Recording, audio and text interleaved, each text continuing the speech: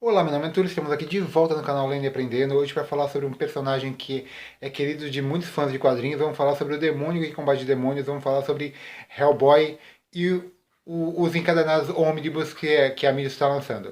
Começando por Hellboy Omnibus Volume 1, essa edição trazida pela Mitos em capa cartonada, papel couché de boa gramatura, quase 400 páginas de HQ coloridas, ao preço de R$ 99,90, mas você sempre encontra um desconto muito bom na Amazon. Aqui nós vamos ter as primeiras histórias do Hellboy, o Mike Mignola apresentando o personagem.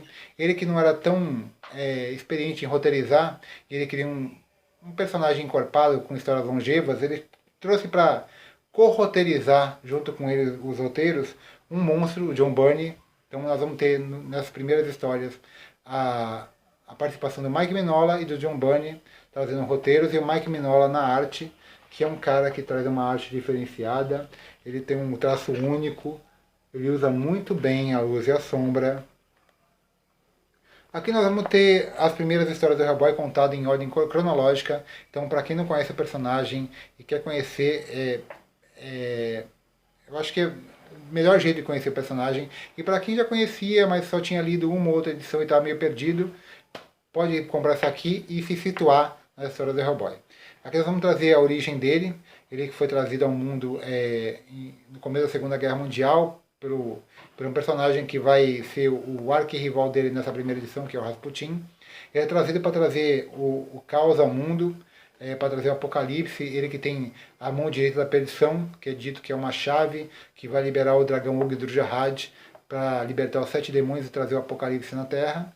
Então vai contar a história de origem dele, porque ele foi chamado, como ele foi capturado no decorrer da guerra, ele foi capturado pelos americanos e foi criado de uma maneira diferente, de forma a renegar a sua essência. Ele passa a ser um demônio que combate demônios. E conforme ele vai crescendo, ele começa a fazer parte de um grupo que é o BPDP, que é um grupo que investiga fatos paranormais e ameaças à humanidade. Então, esse grupo que é formado pelo o Abe Sapien, a Lee Sherman e o Roger o Homúnculo. Ele vai fazer parte de. Esses personagens vão ser recorrentes nas histórias do Hellboy em todos os volumes, não só nesse primeiro volume, mas em todos os outros. Aqui nós vamos ter a vida do Hellboy seguindo até o embate dele em 1994, de novo, com o seu arquirrival Rasputin, tendo o embate derradeiro com ele.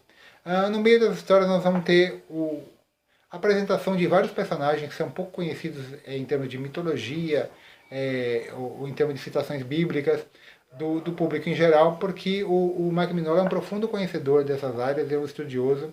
Então ele vai apresentar personagens como a Deusa Hecate, como a Baba Yaga, que é bastante citada aqui, várias citações da Bíblia. Então é uma história com um roteiro bem legal, contando a origem do personagem, contando esse primeiro arco da batalha dele com o seu invocador. Que nota que eu dou para essa edição? Eu dou uma nota entre 9 e 9,5, levando em conta a encadernação, a parte editorial, a história e a arte, uma nota entre 9 e 9,5. Valeu muito a pena ter conhecido nessa edição o personagem e eu indico para todo mundo. Continuando com Hellboy Omnibus Volume 2, também trazido pela Mitos, capa cartonada, papel couché de boa gramatura, mais de 400 páginas, ele é mais grosso que o outro. Sempre tudo colorido, ao preço de R$ 99,90, mas você também encontra com desconto na Amazon. Aqui nós vamos ter uma continuação direta do primeiro volume, porque por ser em ordem cronológica, depois embate com Rasputin. Aqui ele vai participar de algumas missões junto com o seu companheiro do BPDP, o Roger o Homúnculo. Eles vão participar de missões que eles vão enfrentar nazistas. No meio dessas histórias vai aparecer um outro personagem, também criado pelo Mike Mignola, o Lagosta Johnson, um personagem bem legal, que também aparece na edição de ouro. Depois que eles acabam essa missão, ele começa a perceber que o BPDP não age corretamente com os seus membros. Então ele fica decepcionado da maneira como a agência trata os investigadores, ele, o Roger e os outros membros da equipe. E com essa decepção ele faz ele pedir demissão.